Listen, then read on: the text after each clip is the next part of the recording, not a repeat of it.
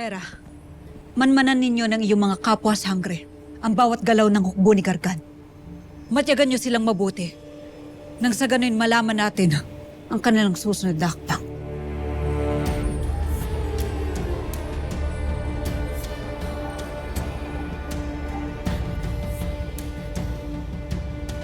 Tayo na.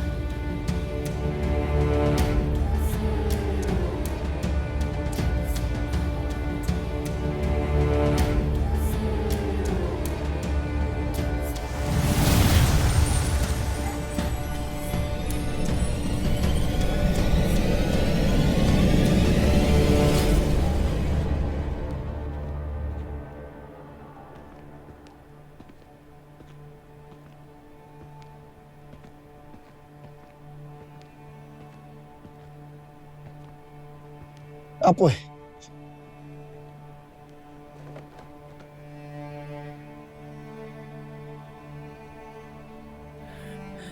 Batid ko na ang nangyari. At ikinalulungkot ko ang sinapit ng sapiro sa kamay ni Gargan.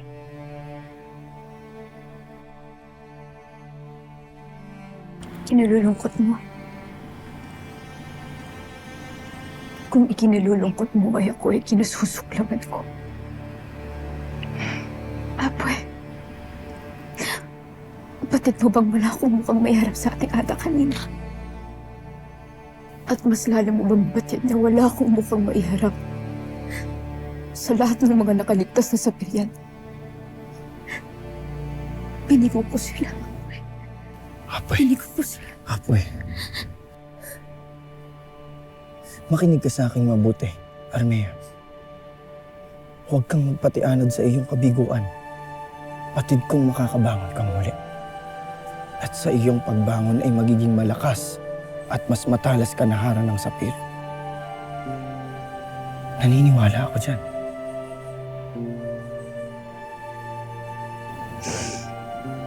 Salash mo sa iyong mga magagandang salita.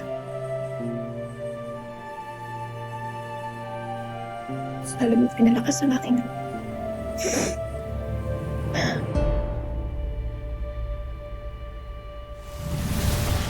Armea, Adamus, pasensya na at kailangan natin putulin ang inyong pag-uusap. Kailangan na nating umalis ngayon na. Armea, aking apoy. Pakatandaan mo palagi ang aking mga sinasabi.